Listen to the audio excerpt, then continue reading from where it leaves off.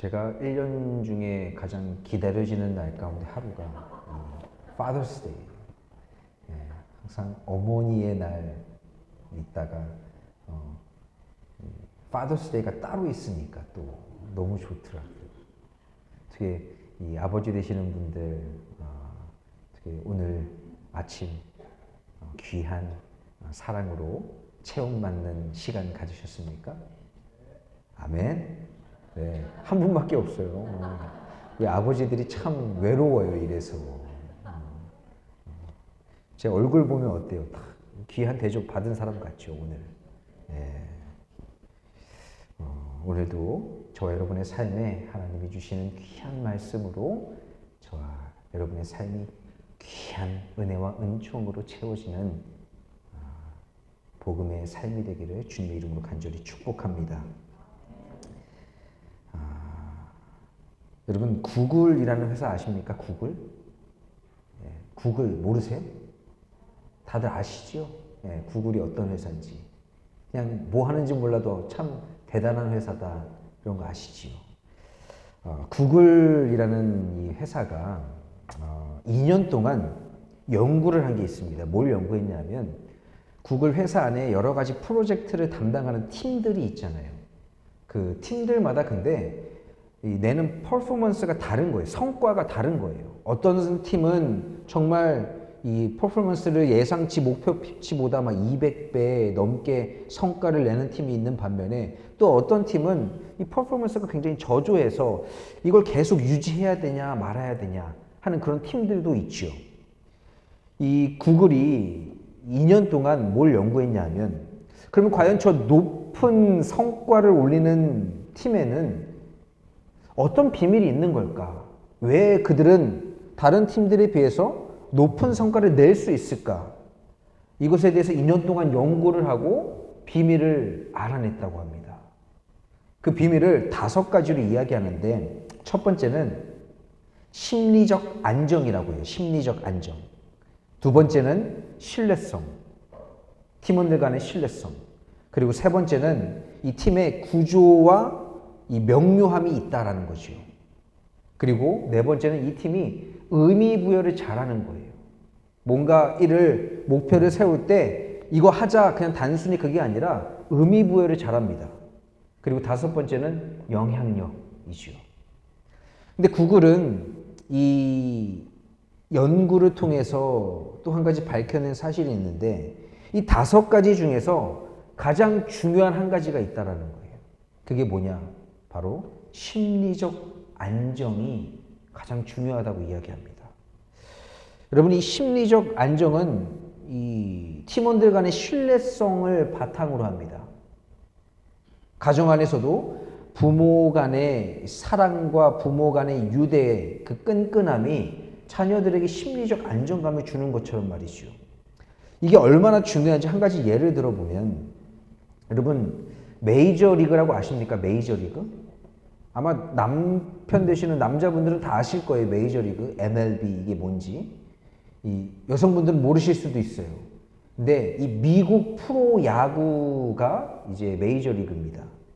그런데 이 미국 프로야구 역사상에 투수로서 노히트 노런을 기록한 투수들이 있는데 역사 통틀어서 한 300명 정도 된다고 해요. 300명. 많습니까? 적습니까? 많아요. 그렇죠. 많이 느껴질 수도 있어요.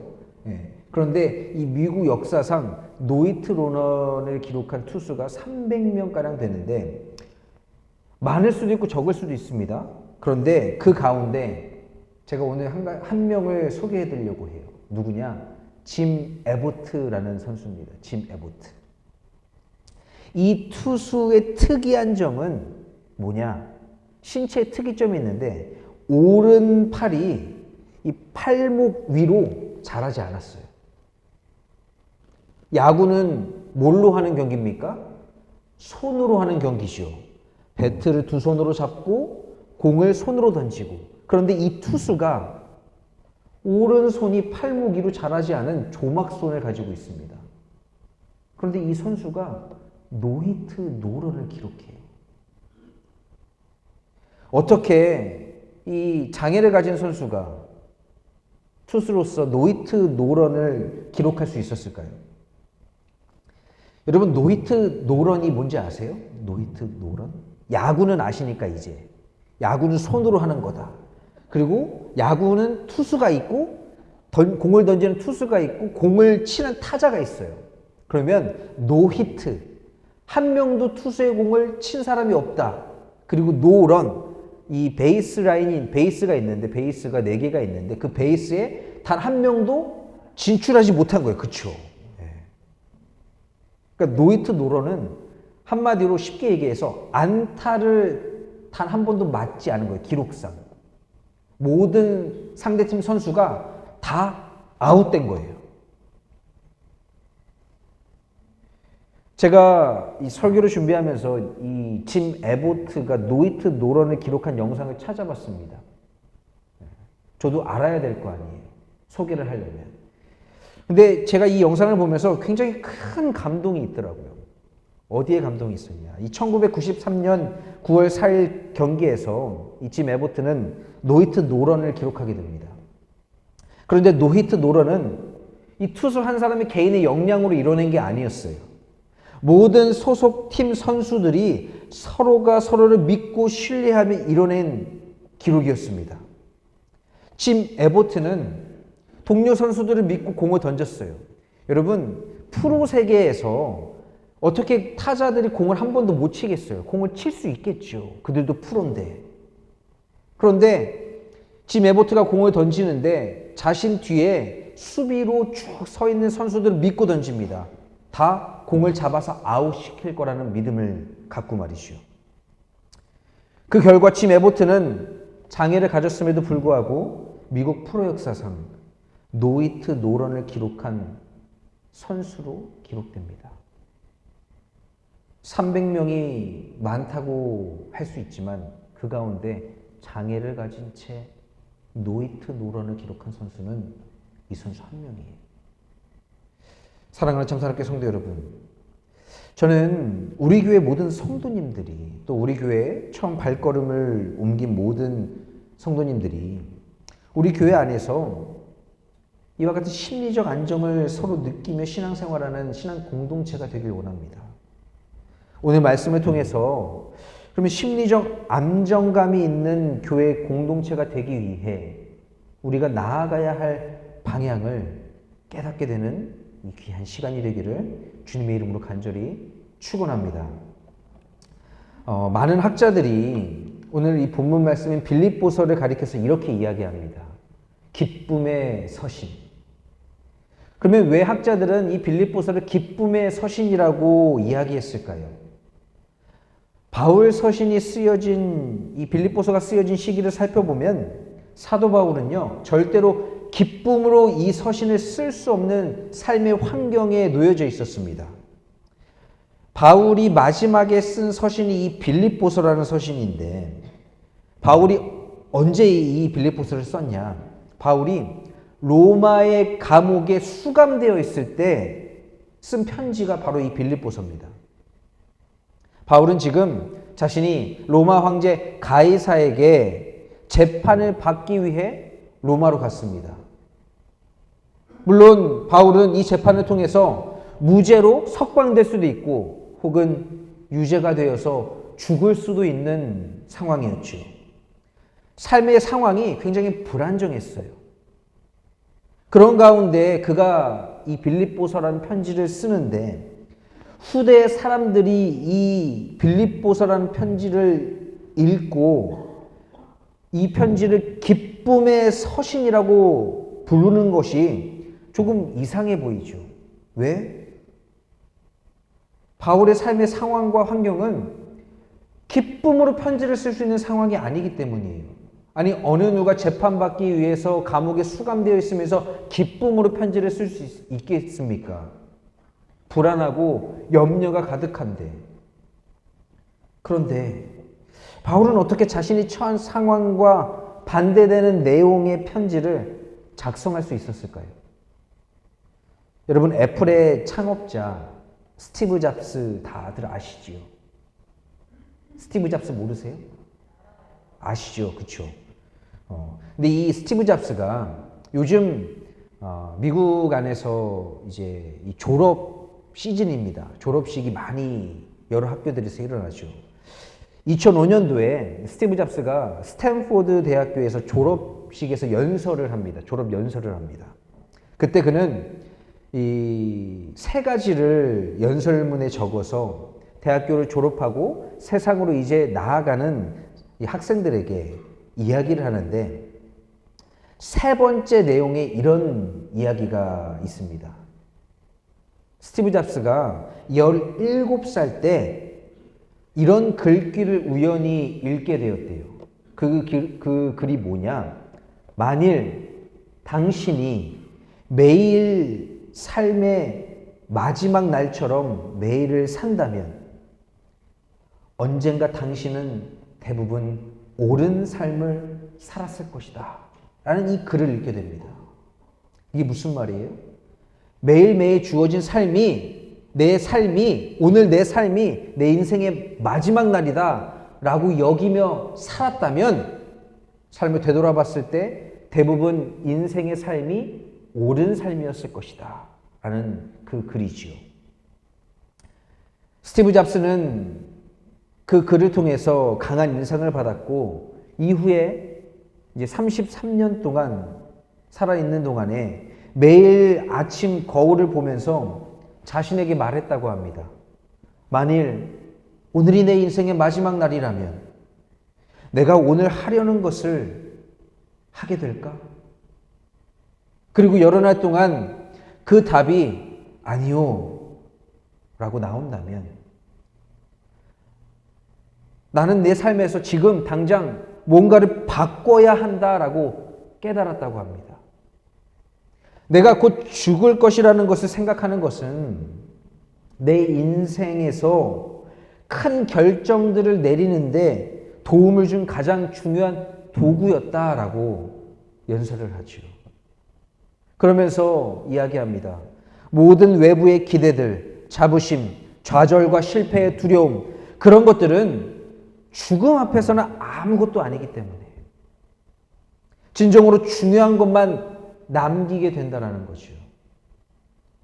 죽음을 생각하는 것은 당신이 무엇을 잃을지도 모른다는 그 두려움의 함정을 벗어나는 최고의 길입니다 라고 연설을 합니다. 여러분, 인생은 선택과 결정의 연속이지요. 내가 오늘 무엇을 입을까, 무엇을 먹을까, 무엇을 마실까, 어디로 내 발걸음을 옮길까, 우리는 매일매일 선택과 결정을 해야 됩니다. 그런데 그 선택과 결정하기에 앞서서 오늘 만약 내 삶이 마지막이라면 그 선택과 결정이 분명해질 수 있다는 거예요. 조금 더 옳은 선택과 결정을 내릴 수 있다는 거예요. 사도 바울도요, 지금 로마의 감옥 안에서 자신이 언제 죽을지도 모르는 상황과 환경 속에 놓여 있습니다. 그러면서 삶의 근본을 성찰하기 시작하지요. 사도 바울은 지금 로마라는 곳에서 내일을 기약할 수 없는 그 상황 속에서 삶의 근본을 돌아보니, 내가 비록 지금 죽음의 위기 속에 있다 할지라도 내가 하나님의 손에 붙들려 여기까지 왔고, 내 삶과 내 상황과 환경은 비록 세상 사람들이 보기에 하나님이 살아계시지 않음을 나타내는 것처럼 보이지만, 그러나 삶을 돌이켜보면 내가 그동안 살아계신 하나님의 손에 붙들려 이끌림을 받아왔고, 내가 하나님 나라에 대한 소망을 품고 지금까지 살고 있음을 알고 있기에, 그러니까 자신의 삶에 긍정이 되는 겁니다. 바울 사도는 그렇게 삶이 불안전할 때, 그때이지만 자신의 삶을 돌아보면 분명 하나님의 인도가 있어 왔음을 알기에 죽음의 예감 속에서도 기쁨으로 빌립보서를 쓰게 되죠. 빌립보 교인들에게 편지를 쓰게 됩니다. 기쁨으로. 그러면서 이 빌립보서에서 빌립보 교인들에게 전하는데 뭐라고 전하냐? 오늘 본문 말씀입니다. 빌립보서 2장 12절 말씀에 그러므로 나의 사랑하는 자들아 너희가 나 있을 때뿐 아니라 더욱 지금 나 없을 때에도 항상 복종하라 라고 이야기해요. 나 있을 때에든지 내가 없을 때에든지 과거 나와 함께 신앙생활 하던 그때이든지 지금 내가 로마의 감옥에 수감되어 나와 함께 하지 못하던 그때이든지 항상 복종하라. 두렵고 떨림으로 복종하라 라고 말씀합니다. 바울은 지금 자신이 함께 하지 못하지만 이 빌립보 교인들에게 그들의 신앙이 올바로 계속해서 성장해서 나가기를 원하는 마음으로 편지를 써서 보냅니다. 그러면 여러분 이 편지를 받아본 빌립보 교인들은 어떤 마음을 갖게 됐을까요? 여러분 제가 미국에 와서 좀 이상한 게 있습니다. 이상하다고 하니까 좀 말이 좀 그런데 제가 한국에서 김치를 잘 안 먹었어요. 편식이 심했습니다. 흔히들 이렇게 얘기하죠. 애들 입맛이라고. 제가 딱 그랬어요. 햄 좋아하고 고기 좋아하고 소세지 반찬만 좋아하고 야채, 김치 이런 거 잘 안 먹었습니다. 나물 싫어했어요. 근데 제 아내가 미국에 와서 놀라는 거예요. 아니 평소에 한국에서는 그렇게 김치 없어도 잘 먹고 잘 살던 사람이 왜 김치를 그렇게 찾냐는 거예요. 김치를 찾냐는 거. 구하기도 어려운데 김치 귀한데 그런데 제가 어느 순간 생각해 보면 이 김치를 먹으면 이 어머니의 그 사랑을 떠올리게 되는 것 같아요. 우리 성도님들도 막 김치 담그면 제게 갖다 주시는데 너무 감사해요. 정말 주시는 그 마음이 그 사랑이 너무 느껴집니다. 그렇다고 또 뭐 제가 꼭 제게 김치 담그면 주세요 이런 말씀 드리는 건 아니에요. 그렇다는 거죠. 그리고 이제 또 제가 아버지의 날 주일날 이 설교 준비하는데 어떤 이야기를 나눌 수 있을까? 나는 그러면 아버지의 사랑을 무엇으로 느꼈는가? 제가 축구공 하면 아버지의 사랑이 떠오릅니다. 아버지의 사랑. 저희 아버지는 굉장히 보수적이신 분이셨어요. 가부장적인 사람이셨습니다. 권위적인 분이셨죠.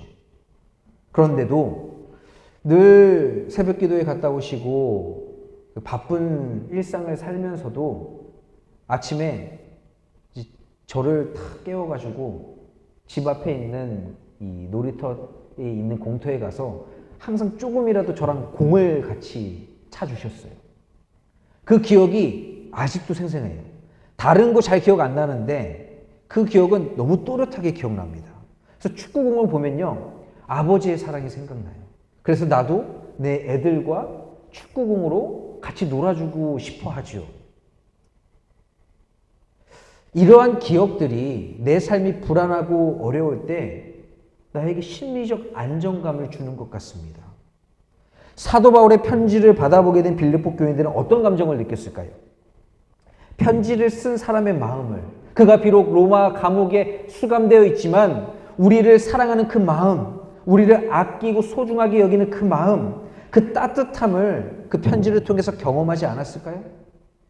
아마도 사랑하는 사도 바울의 편지를 빌립보 교인들이 받아보았을 때에 그 편지를 통해서 빌립보 교인들은 바울과 함께 지냈던, 함께 신앙생활했던 그 기쁨의 기억들을 떠올렸을 겁니다. 그리고 사도 바울이 빌립보 교인들 가슴속에 심어주었던 비전과 꿈, 그런 것들이 같이 떠올랐을 거예요. 그래서 그 편지를 대하는 순간 다시 한번 그래, 내가 이렇게 살아야지 하는 그런 느낌이 들었을 겁니다. 이 시간 삶의 어려움으로 인해서 짓눌리고 삶의 방향을 잃고 헤매고 있는 분들이 있다면 저는 오늘 이 예배를 통해서 오늘 선포되어지는 말씀을 통해 다시 한번 주님이 주시는 삶의 방향을 발견하게 되기를, 구원의 그 감격을 다시 회복하게 되기를 주님의 이름으로 간절히 축원합니다. 바울 사도가 편지에서 이렇게 이야기합니다. 나 있을 때뿐만 아니라 나 없을 때에도 항상 복종하여 두렵고 떨림으로 너희 구원을 이루라. 여러분, 그런데 이 두려움이라는 것은 거룩한 세계 앞에 서게 될 때 인간은 누구나 경험하는 것이지요. 이 떨림이라는 것도 마찬가지로 공포의 감정이 아니라 경이로움을 뜻합니다. 경외심이죠. 아마 뉴욕 사시면서 다들 한 번쯤은 나야가라 폭포에 가보신 적이 있을 거예요. 그렇죠? 저도 다녀온 적이 있습니다. 뉴저지에서 학교 다닐 때 갔었죠. 그러면 제가 그 폭포를 뭐 2번, 3번 정도 다녀왔는데, 갈 때마다 그 폭포 앞에 서게 되면 오늘 말씀에 등장하는 것처럼 두렵고 떨리는 감정을 느끼게 됩니다. 이 자연에 압도되는 그 감정, 놀라움, 하나님의 이 경이로움, 하나님의 권능, 이런 것에 사로잡히게 되죠. 바울은 그렇게 빌립보 교인들에게 두렵고 떨림으로 너희 구원을 이루라 라고 말씀합니다. 두렵고 떨림이라는 것은 하나님 말씀 앞에 서는, 하나님 앞에 있는 인간들의 마땅한 태도를 두렵고 떨림이라고 이야기하죠. 여러분, 갈라디아서 4장 14절 말씀에 너희를 시험하는 것이 내 육체에 있으되 이것을 너희가 업신여기지도 아니하며 버리지도 아니하고 오직 나를 하나님의 천사와 같이 또는 그리스도 예수와 같이 영접하였도다 라고 말씀합니다. 말씀을 받은 자로 바울 사도를 이 갈라디아 교인들이 정말로 존중해 줬음을 바울은 기억하고 그것을 편지에 써서 보내요. 그런데 이 말씀에서 너희를 시험하는 것이 내 육체에 있다라고 바울은 이야기합니다. 이게 뭐냐? 이 학자들이 이야기하기로 바울은 이 몸에 병이, 질환이 있었어요. 그러니까 오늘날로 따지면 간질 같은 거 있죠. 갑자기 발작하게 되고 그런 질환이 있었습니다. 근데 고대 사회에서 이런 질환, 병, 정신병 이러면 뭘 뜻합니까? 부정한 자, 죄, 그가 죄가 있어서 그렇다, 죄인이다, 이렇게 여겼어요. 그러니까 지금 바울이 너희를 시험하는 것이 내 육체에 있다라는 말은 뭐냐? 내가 그런 너희들이 여기는 죄와 같은 이 불결한 부정한 것이 내 안에 있지만 너희가 나를 업신여기지 않고 나를 버리지도 않고 오직 나를 하나님의 천사와 같이 또는 그리스도 예수와 같이 나를 영접해 줬다. 내가 그것에 너무 감사하다라고 편지를 써서 고백하는 거예요. 여러분, 바울이 담대하게 말씀을 전할 수 있었던 이유가 바로 여기에 있습니다. 그는 갈라디아 교회에서 말씀 사역을 할 때 교인들로부터 심리적 안정감을 느꼈어요. 온전히 내가 부족하고 내가 꺼려지는 게 있음을 본인 스스로 알매도 불구하고 전적으로 교인들이 나를 신뢰함으로 심리적으로 안정감을 느끼며 사역했습니다. 그러면서 이렇게 감사의 말을 편지에 써서 전해요. 데살로니가전서 2장 13절 말씀에도 또 이렇게 말씀합니다. 이러므로 우리가 하나님께 끊임없이 감사함은 너희가 우리에게 들은 바 하나님의 말씀을 받을 때 사람의 말로 받지 아니하고 하나님의 말씀으로 받음이니 진실로 그러하도다. 이 말씀이 또한 너희 믿는 자 가운데서 역사하느니 라고 말씀하죠. 이 말은 무엇을 뜻합니까? 내가 지금 전하고 있는 말씀을 사람의 말로 듣지 않고 인간의 언어로 듣지 않고 하나님의 말씀으로 너희가 받았다라는 거예요. 즉, 여러분, 우리가 예배 드릴 때, 말씀을 대할 때 중요한 태도가 여기에 나옵니다. 그게 뭐예요? 말하는 행위도 중요하지만, 말하는 사람도 중요해요. 스피커도 중요하지만 그 말을 듣는 사람의 자세가 중요하다라는 거예요. 말씀을 대하는 자의 태도가 중요하다는 겁니다. 사람의 말로 듣지 아니하고 하나님의 말씀으로 듣는 그 태도, 그게 중요하다는 거예요.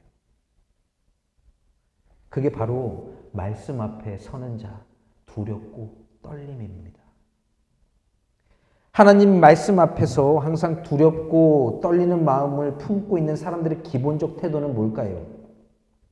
바울은 이렇게 이야기합니다. 항상 복종하여. 말씀을 대하는 태도가 두렵고 떨리는 마음으로 경외심을 갖고 말씀을 대하는 사람들의 태도가 뭐냐? 항상 복종하여. 여러분, 히브리 말에는 복종이라는 단어가 없습니다. 그래서 이 복종이라는 의미를 전달하기 위해서 사용하는 단어가 있어요. 그 단어가 뭐냐 하면 바로 쉐마입니다. 쉐마. 모세가 하나님께 애굽에서 탈출해서 시내산에서 율법을 받습니다. 그리고 그 율법을 가지고 이스라엘 백성들에게 전해요. 전할 때마다 항상 앞에 등장하는 말이 있습니다. 그게 뭐냐? 쉐마 이스라엘. 들으라 이스라엘아 라는 말입니다. 신명기 6장 4절과 5절 말씀을 보면 이스라엘아 들으라 우리 하나님 여호와는 오직 유일한 여호와시니 너는 마음을 다하고 뜻을 다하고 힘을 다하여 내 하나님 여호와를 사랑하라 라고 말씀합니다. 이 말씀에서 이스라엘아 들으라 라는 말이 바로 쉐마 이스라엘입니다. 이 듣다라는 이 쉐마에는 세 가지 뜻이 있는데 첫째는 정말 listen, 듣다라는 의미고 둘째는 understand, 이해하다라는 뜻이 있고 세 번째는 obey, 복종하다, 순종하다라는 뜻이 있습니다. 율법은 바로 쉐마 이스라엘, 들으라 이스라엘아 라는 말로 하나님의 율법을 모세가 낭독하기 시작합니다. 즉 이 말은 뭐예요? 하나님의 말씀에 복종하여라 이스라엘아 라는 의미가 되기도 합니다. 항상 복종하여라 라는 말을 히브리식으로 표현하자면 쉐마 이스라엘, 즉 늘 귀 기울여 듣고 하나님의 말씀을 그냥 스쳐 지나가면서 듣지 말고 주목하여 들으라 라는 거예요. 그러므로 너희의 구원을 이루라 라고 바울이 이야기합니다. 그런데 바울이 너희 구원을 이루라 라는 이 말을 가만히 듣고 있으면 마치 구원을 내가 이루는 것으로 이해할 수 있죠. 여러분, 그러나 구원은 내가 이루는 게 아닙니다. 나에게 주어진 선물이에요. 하나님의 은혜고 은총입니다.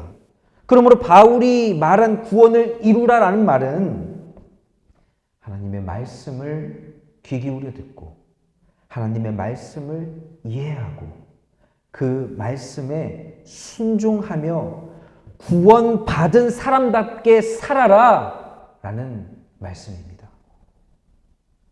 그렇게 우리는 그리스도의 은총으로 구원을 받았습니다. 여러분, 우리는 구원받은 존재입니다. 그러면 우리는 구원받은 존재이니 이제 다 끝난 걸까요? 다 되었을까요? 더 할 게 없습니까? 만약 그렇다면 바울은 너희 구원을 이루라 라고 말씀하지 않았을 겁니다. 우리는 하나님의 말씀을 귀 기울여 듣고 그 말씀에 복종함으로 구원을 받았습니다. 그리고 우리는 그 구원을 이루어야 합니다. 구원을 이룬다라는 게 뭘까요? 이제 다 됐다 라고 하고 마음대로 사는 게 아니라 자기를 비우고 비워진 자리에 하나님의 마음으로 채워야 한다라는 거예요.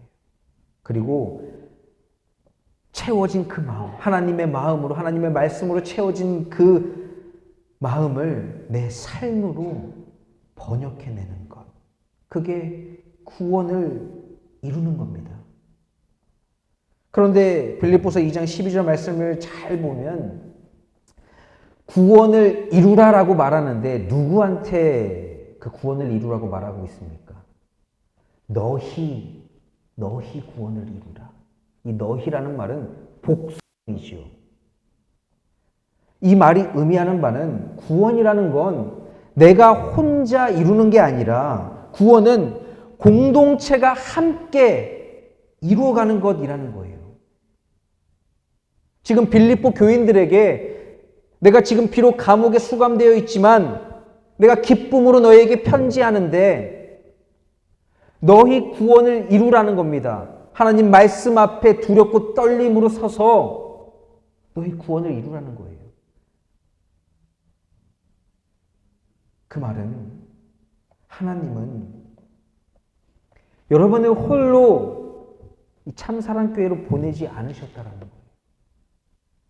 하나님은 여러분을 보내시는 분이 아니십니다.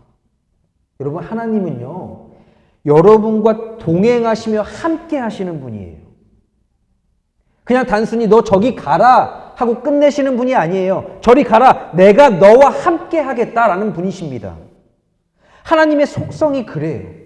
함께 하시는 것. 그런 하나님께서 저와 여러분을 이 참사랑교회로 모이게 하셨습니다. 왜 그러셨을까요? 바울 사도가 빌립보 교인들에게 말한 것처럼 함께 하나님의 말씀을 듣고 그 말씀에 순종하며 하나님이 주신 구원의 은총을 함께 누리며 또 함께 나누며 그 구원을 함께 이루라는 것이지요. 나에게 주신 구원의 감격, 그 은총의 기쁨을 다른 이들과 나누며 함께 구원을 이루라는 겁니다. 그러므로 구원받은 사람은 다른 이들과의 관계 속에서 구원받은 자의 삶을 살기 시작해야 합니다. 구원을 이루다라는 말은 구원받은 자답게 행하다라는 뜻도 내포하고 있어요. 그러면 구원받은 자답게 사는 게 뭘까요? 구원은 앞서도 말씀드렸지만 하나님의 선물입니다. 여러분, 선물 받으면 어때요? 여러분, 프로포즈의 경험들 다들 있으시지요? 없으신 분들이 있다면 죄송해요. 하지만 대체로 있으실 거예요. 프로포즈 할 때, 받을 때 여성분들은 뭘 받습니까? 주로 주얼리라고 하는 이 링, 이런 거 받죠. 안 받으셨어요? 보면 다들 하나씩 차고 계시던데? 예. 여러분, 프로포즈 받고 나면 그 다음날 어떻게 합니까? 친구들 만나서 말은 하지 않죠. 그런데 이러죠. 받았다고. 자랑하고 싶습니다. 선물 받으면 어때요? 별거 아닌 것도 자랑하고 싶어요. 오늘 아침에 제 딸이, 주아가, 첫째 딸이 저에게 선물을 주더라고요. 밤새도록 만들었던 것 같아요. 실을 막 따가지고 팔찌를 만들어줬어요. 돈이 없어서 그런지 그렇게 노동을 해가지고 주더라고요. 뭐 좀 사서 주지. 그런데 여러분 어때요? 선물 받으면 저도 자랑하고 싶은 거예요. 여러분한테. 선물은 자랑하고 싶습니다. 다른 사람들한테 보이고 싶지요. 바로 하나님이 주신 그 구원의 선물을 반짝반짝이게 드러내는 것이 구원받은 자들, 바로 우리의 삶이 되어야 한다는 겁니다. 바울은 지금 우리에게 그런 삶을 요구하고 있는 거예요. 오늘 이 자리에 계신 분들 가운데, 이 말씀을 듣고 계신 분들 가운데 이런 분들이 계실지도 모르겠습니다. 하나님, 내 삶이 너무 힘듭니다.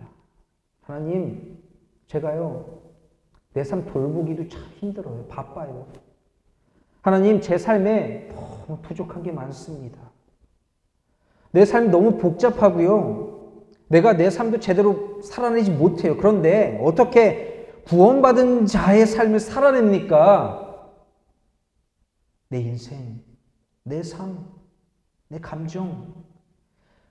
주님, 내 육신을 돌볼 시간도 없고 마음의 여유도 없는데 어떻게 말씀에 복종하며 삽니까?